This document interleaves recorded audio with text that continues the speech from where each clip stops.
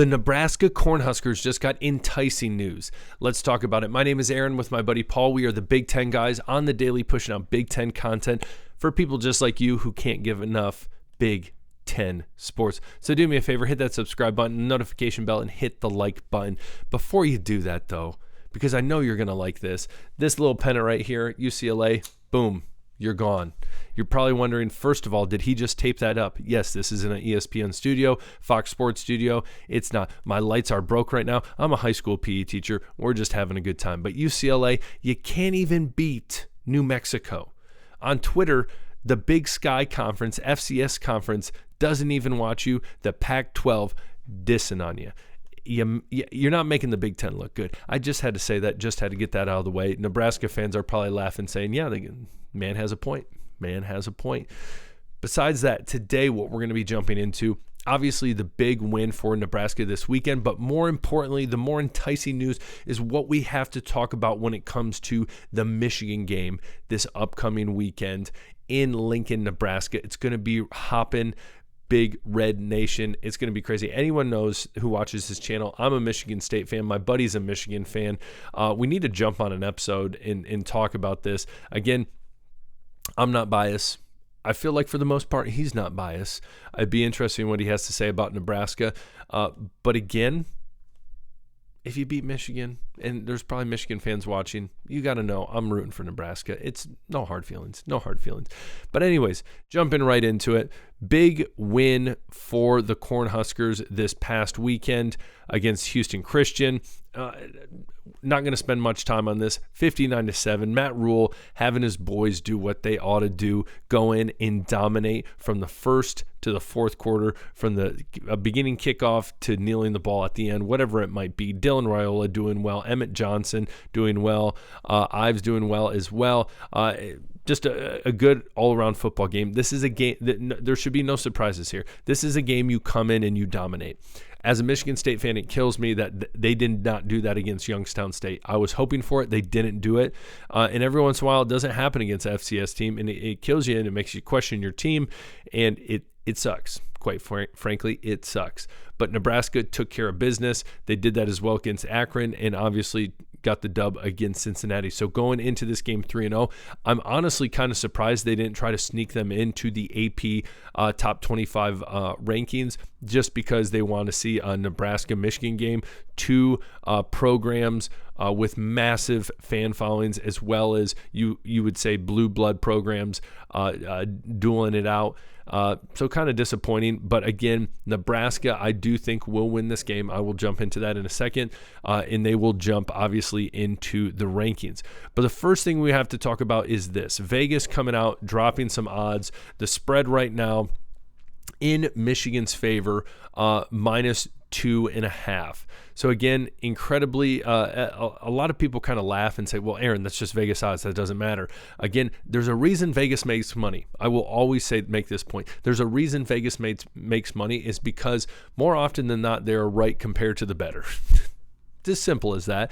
So again, it is a good testament to say, hey, look, this is close. This is close. This is within a field goal.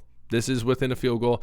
And so I think when it comes down to it, this is one good thing in going into the game, that, hey, as a fan, the sentiment around college football in Vegas is, hey, Nebraska's not bad. I'm not telling you Michigan right now is a juggernaut, but this will be the first big test. Take away Cincinnati, first big test for the Cornhuskers. And I think there's a lot of good, as I said, enticing news that we need to talk about, enticing things going into this game, that I think if Nebraska can move forward and truly win these battles, they win this game. I don't want to say handily, but I think that's a possibility. First and foremost, let's look at this. We look at the Michigan Wolverines offensively. Justice Haynes, a dog, rushing the football. 49 carries, 368 yards, 7.9 yards average right now, 5 TDs. It's Michigan football. If you know college football, they pride themselves in the rushing attack. That's first. But we go to the air. Bryce Underwood, true freshman, under 60% completion rate, as well as 2 touchdowns, 1 interception. It ain't anything to write home about, especially when you have played New Mexico, Central Michigan, and then obviously Oklahoma is a tough game in Norman. So I'm going to give them that one. But going into your 4th game and only having 2 touchdowns and an interception, it's not ideal. It is not ideal. So again, looking at this, you say to yourself, how are they going to beat us? They are going to beat us in the running attack. That's what it's going to be. Simple as that. So Nebraska, if they can stop that, they have a great chance of winning this game. Again, that's not an easy feat at all. It's going to be difficult. But again, Bryce Underwood has shown he is struggling passing the ball. Yet to feel, I would say, 100% comfortable. Obviously, the man's an athlete. He's an athletic freak. I'm going to concede that. And he's a true freshman. But we're led to believe that he is going to go into Lincoln, Nebraska, and win this game. We saw what happened when he went into Norman. Struggled. Flustered. The same thing will happen in Nebraska, in Lincoln, in Memorial. Come on now, people. So, again, looking at his stats, this should be positive news. This should be enticing that that Cornhusker Nation sees, hey, we figure out how to stop this run, and they're going to struggle throwing. It's not going to be ideal. Not going to be ideal. So that's first and foremost something positive looking into. Again, you might turn around and say, well, Aaron, they beat New Mexico. New Mexico beat UCLA. That's a good win. No, New Mexico's trash. They are trash. Do not bring that up. So anyways, tell me what you think about that.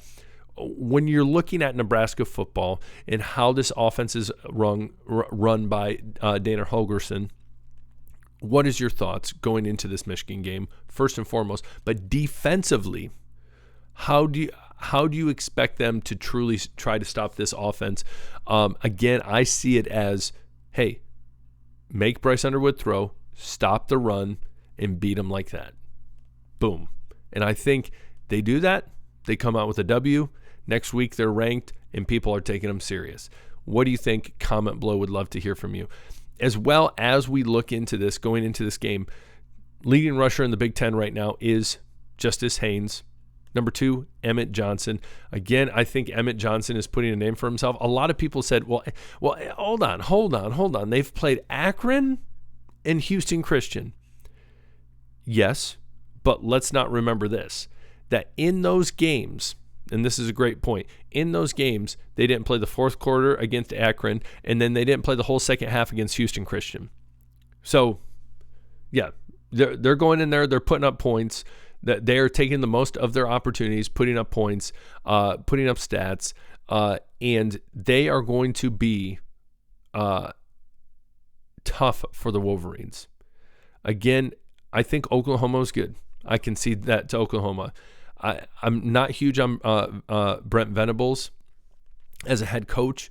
I don't think Michigan is good as defensively. I don't think they're as good as they were last year.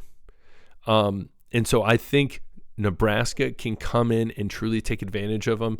I think Dylan Raiola, more mature this year, has a lot going for him, as well as Emmett Johnson. It is going to be a tough offense to slow down. If Nebraska can slow down Michigan's run game, I think this game can get ugly. You might laugh at me all you want. I have no issue with that.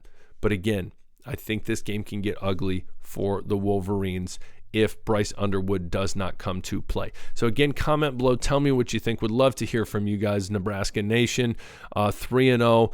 I'm on the hype train. Anyone who's watched any of these videos knows that every time I've talked about Nebraska, I've been on the hype train. They have done a lot of things in the offseason. Upgrading the offensive line. Ding, ding, ding. Awesome. Dana Holgorsen. Huge. Great. 3rd year for Matt Rule. He's proven 3rd years. He does well. Means business. What do you think, Michigan? Love to hear from you, Big Red Nation. Comment below. We will talk later. Hit that sub button on the way out. Peace.